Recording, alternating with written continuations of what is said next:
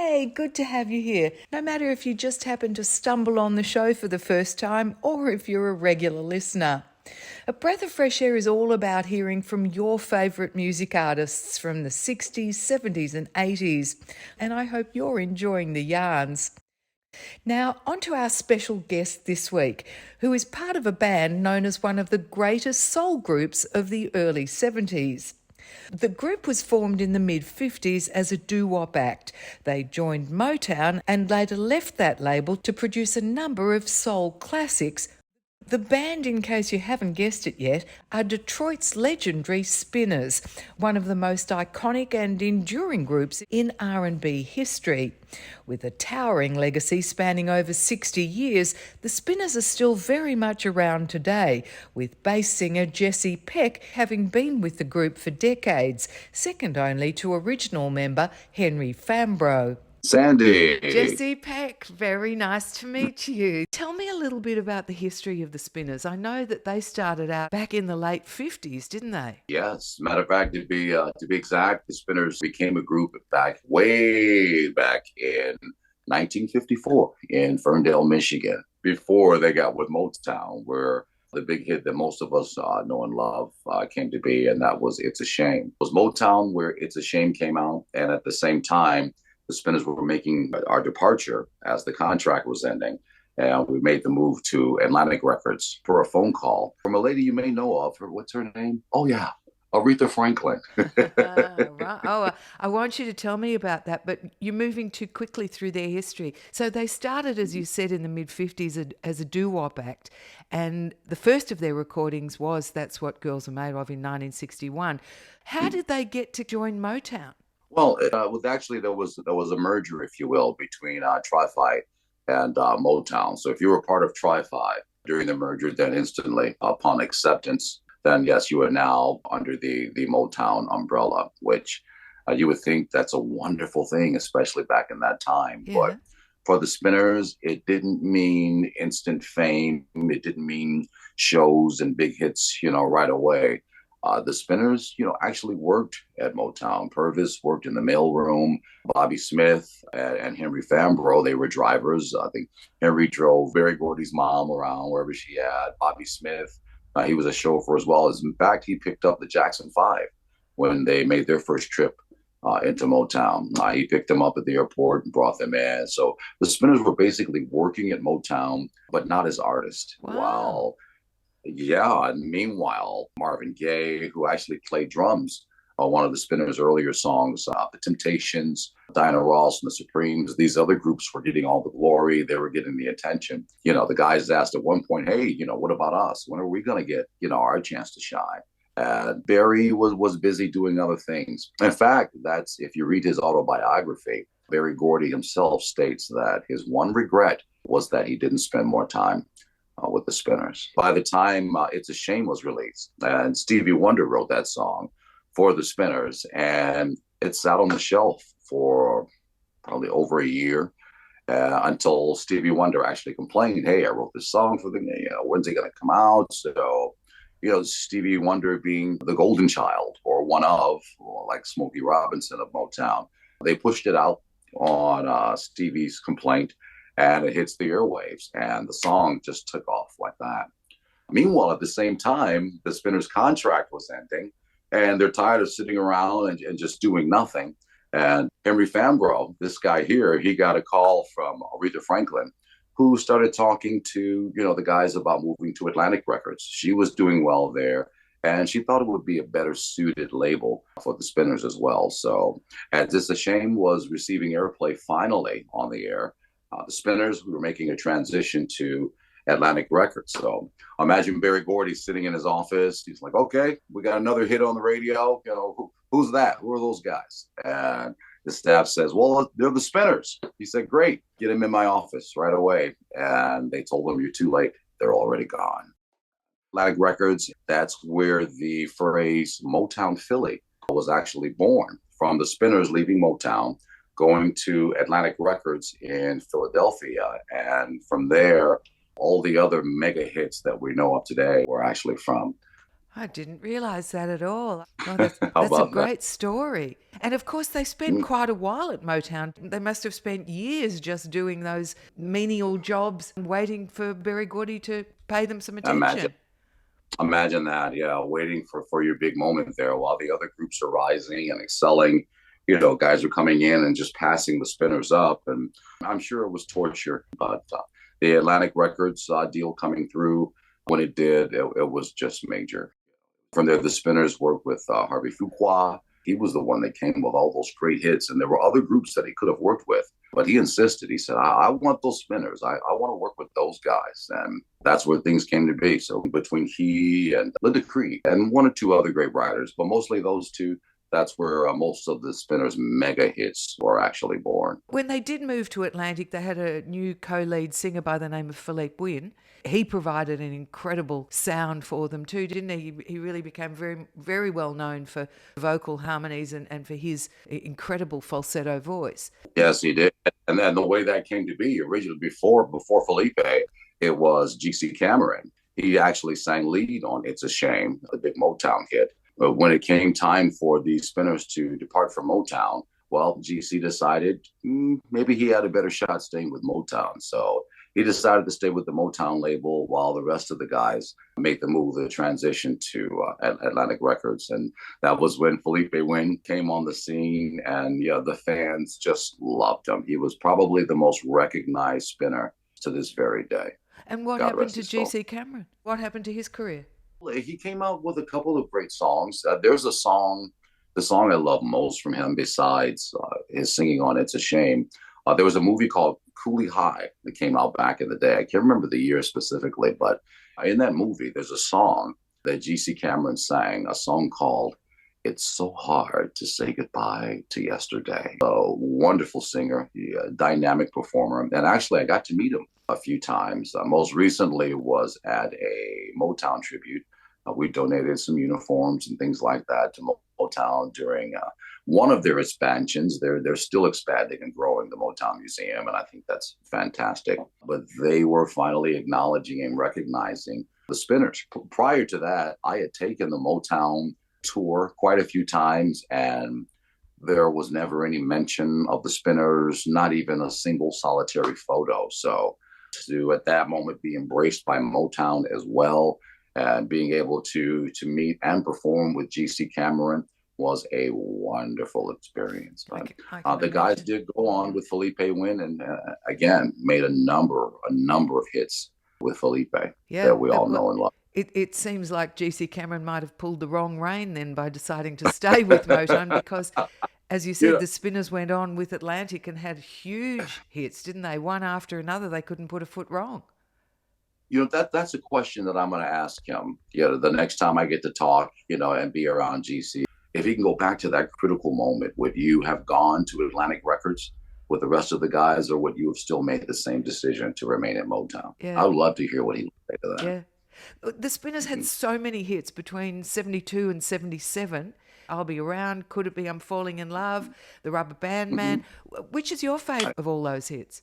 That is the one question that I'm asked at every interview. What is my favorite Spinner song? And I do my best to give an answer. I love them all the same. So I can only respond from the position of actually performing the song. So, of course, for me, singing Pervis Jackson's part, I love the famous line in Games People Play of 12:45. So that just sends chills up my spine. So that would be one of the songs I really love because of Pervis Jackson. If I have to name a number one song beyond that, it would be Rubber Band Man, because it comes at the end of the show, and just when the crowd thinks we've done everything we could possibly do, from singing the songs, the choreography, from the outfits, me doing splits on stage and all that good stuff, here comes Rubber Band Man. And what an incredible song that was. The Spinners didn't even like that song when it was first presented to them in the studio. They could care less. So they thought the guys didn't like it.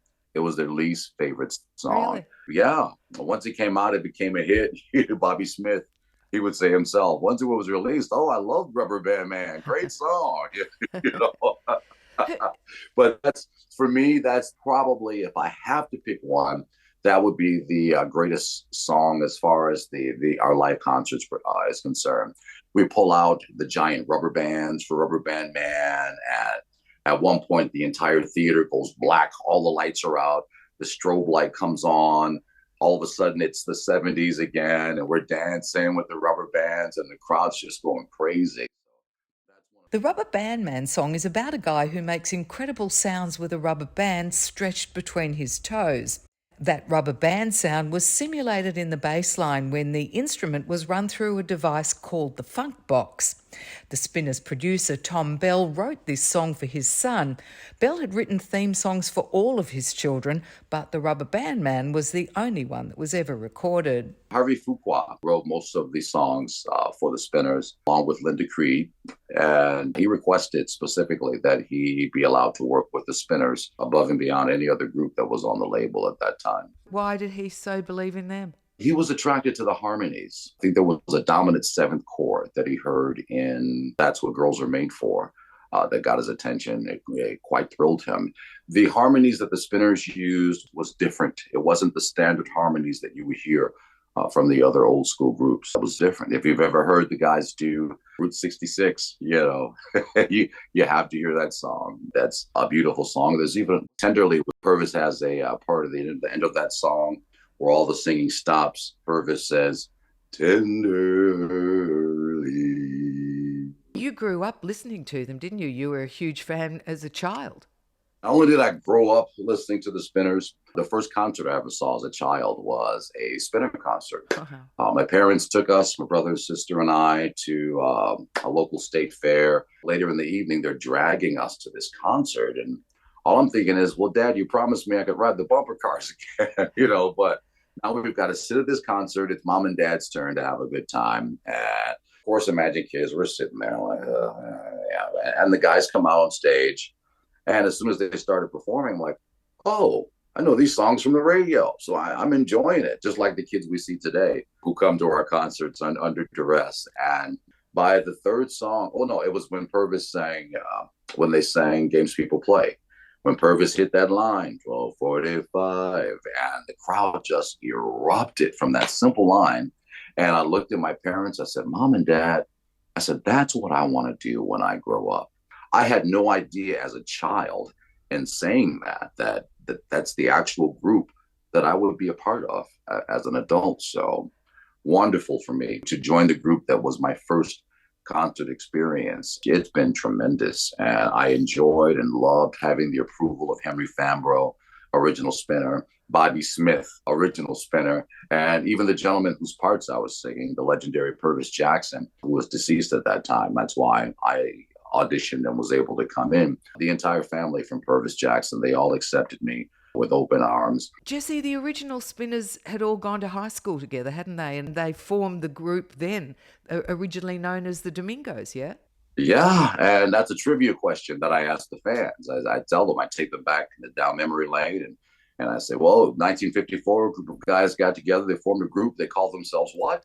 And the fan says, the Spinners. And I go, wrong, and I tell them about the original name, the Domingoes, and that name didn't work out. The MCs or whoever was introducing them would call them the Flamingos and anything Flamingos. And they quickly got tired of that. And it was actually Bobbie Smith who said at one point he saw some wheels spinning on a car. And he said, hey, we'll call ourselves the Spinners. And the name was changed from that day forward. We've been the Spinners ever since. There was a group in Australia that was called the Spinners as well. So when they got super popular, we had to differentiate from one group to the other. So at that point, we began calling ourselves the Detroit Spinners to kind of cut down on the confusion. And you've been the Detroit Spinners ever since that time? Well, I mean, that name stuck around for a little while, but eventually that faded off and it was just the Spinners. Maybe the Mighty Spinners at one point, but eventually it all came back to just being the Spinners. Yeah. Yes. Well, I have to say I haven't heard of the Australian Spinners for a very long time. So you've outlived them for sure. So just back to Jesse Cameron, when he left and Felipe Wynne came in to sing. Felipe came from a very good pedigree. He'd sung with Catfish and with Bootsy Collins, and he left the group in 1977. Why did he depart? Well, to put it mildly, Felipe was a tremendous performer. And in our business and in our field, for some of us, it gets to the point where we're placed in such a high place by the fans, by the industry itself. Sometimes we begin to think it's a little more about us, more so than it is about, the entire group.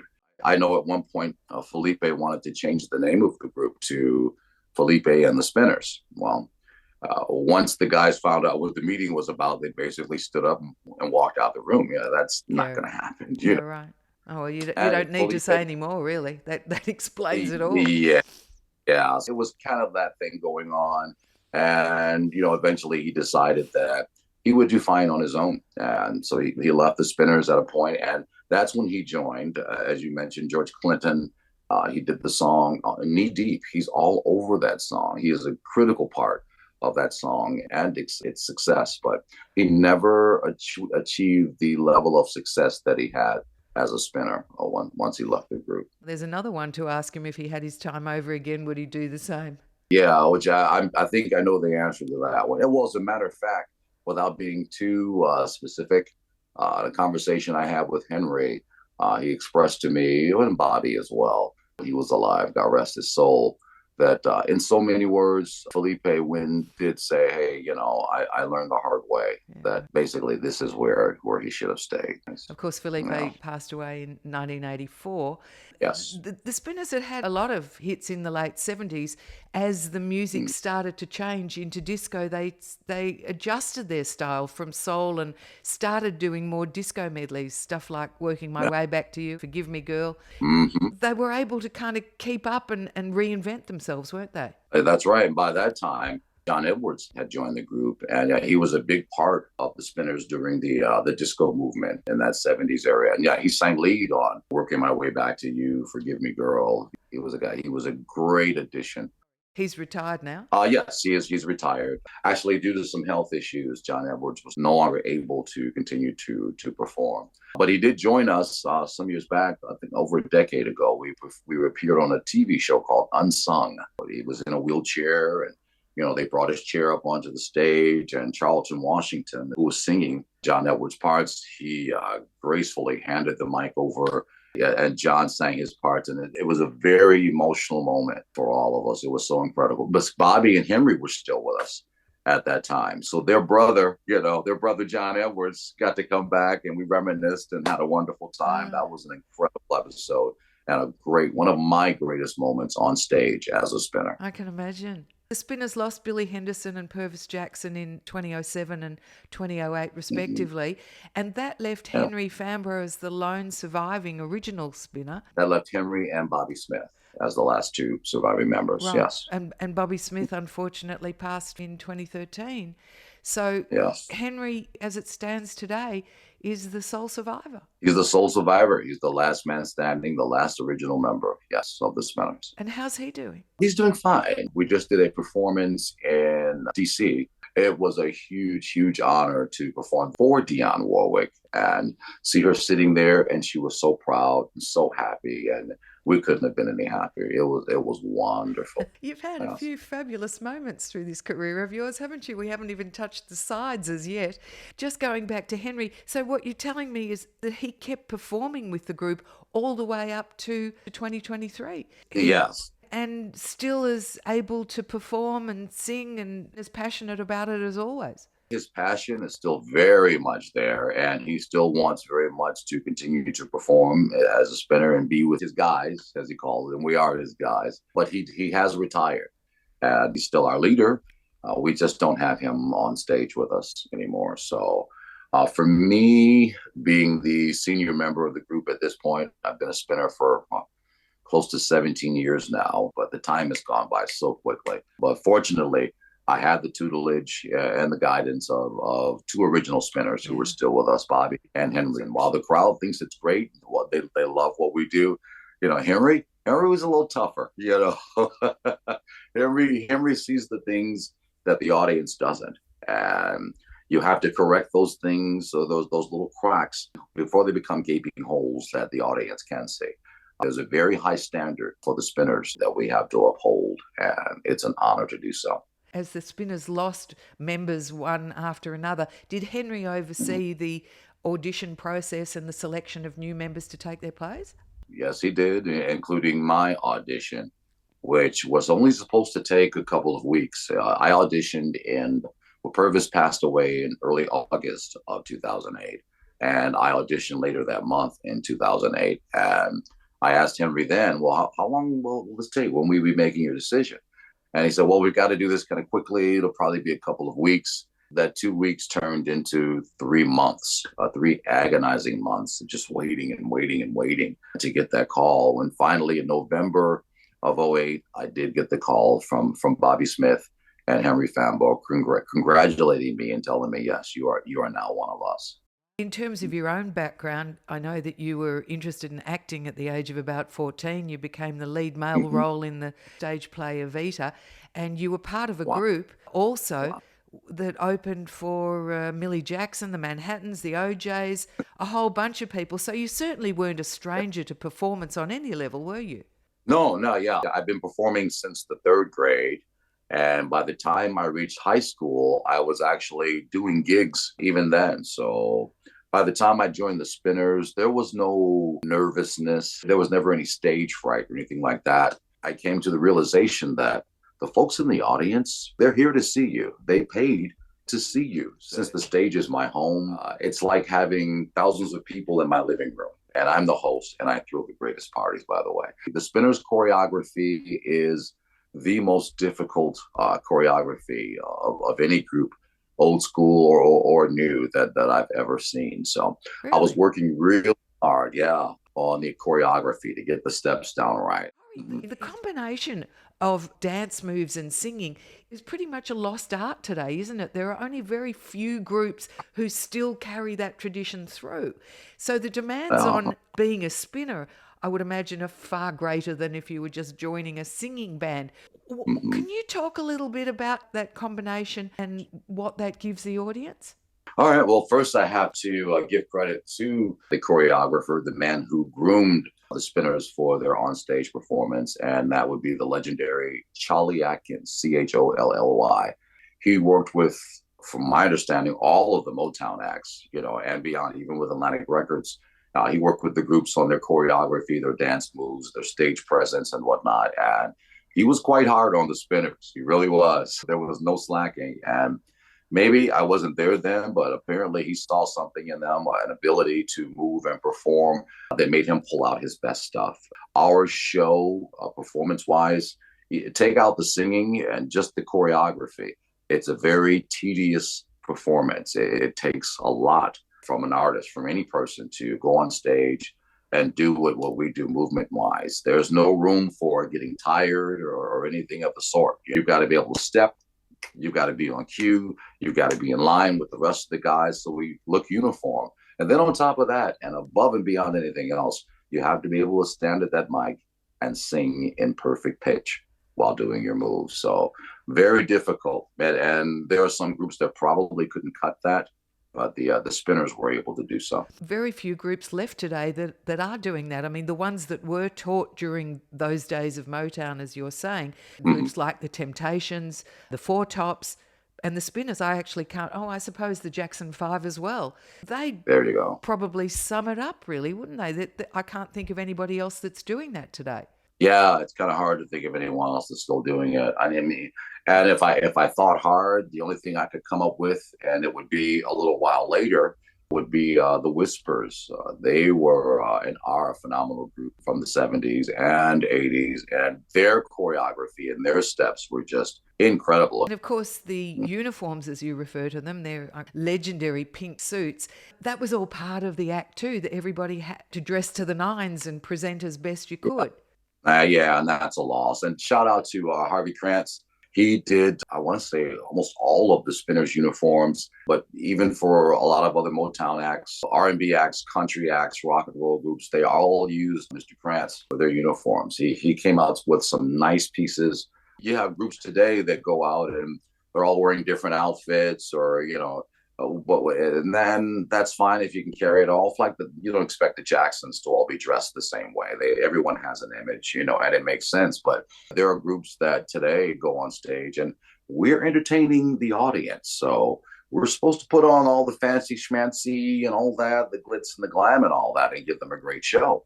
Now you have entertainers who will go on stage in jeans, t-shirt, or just, somewhere. The audience members are quite often dressed better than the performers that are on stage. That's a little weird to me.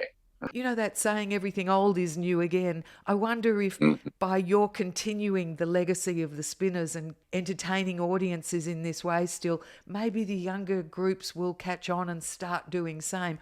It's a tough ask though, isn't it? It's a lot more difficult than It is. just getting on stage and performing songs. Yeah, it is. A lot of groups today, a lot of performers today don't have to work as hard as the Spinners did or as we do to this day. A lot of performers use tracks in their show where the vocals are already there and maybe they're lip syncing to the show. A lot of performers use a thing called auto tune that corrects your pitch, and your voice and makes sure you're singing on point. To me, it makes you sound a little bit like a robot, but there are a lot of folks who kind of, for lack of a better term, cheat their way into an awesome performance. But for us, it's all the real deal. And Jessie, what do you think it is about the songs that you're doing that still resonate so strongly with an audience? Because it's not just an heritage audience that you have, people that were around at the time. It's people of all ages.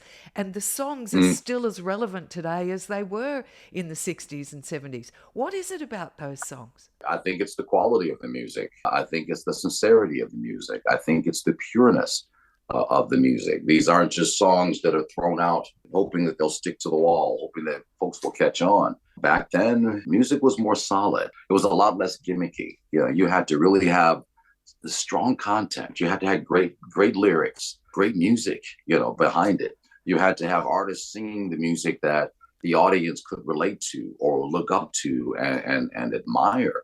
These days, they just kind of paint out, take a person and run them through a conveyor belt or whatever. And painting, stamp, this, that, and the other, voice, boom, our next big thing, for an album too, and then you don't hear from them anymore. But the music from the Spinners touched the hearts of our fans as they were children. And even now as adults, it reminds them of when they were kids, when they were coming up. Our music reminds them of their first kiss. It reminds them of their first breakup. I've had fans for years. I've heard fans walking up to us and saying, yeah, well, my child was conceived, during your song. I'm like, oh God, you're telling us that? or we get married to a Spinner song, which is awesome. So our music was the soundtrack to the lives of millions. I mean, millions of people. The Spinners' music, like the Temptations, like the Four Tops, like the Supremes, and so on. It's music that you hear 5 years from now, 10 years from now, and it still strikes that pleasure nerve. It still makes you feel good. Well, for you, an absolute dream come true. You couldn't have imagined being with any other group except for one that you held up in such high esteem. Just to finally share a little bit about this latest long overdue accolade that's been awarded to the Spinners, please. Well, first of all, the Rock and Roll Hall of Fame has nominated the Spinners 4 separate years. The first 3 years, nothing came of it. So the 4th year, we decided, you know what, we're really going to campaign and do our part to help push this. So every city that we performed in, we were urging our fans, to cast their votes. We were online, on our web pages and such, and just asking everyone on a daily basis, if you love us, if you think we deserve to be there, please cast your votes. We're really pushing hard to have the Spinners be inducted into the Rock and Roll Hall of Fame while Henry Fambrough is still here on God's green earth. So when we finally got the induction for this 4th year that they've nominated us, we were extremely happy, mainly for Henry, because he deserved this. So it was great to see him get his due. Jessie Peck, thank you so much for your time today. What a lovely chat we've had, and how interesting to listen to your stories about the Spinners. Thank you so much. All right. Thanks, Sandy. Take care.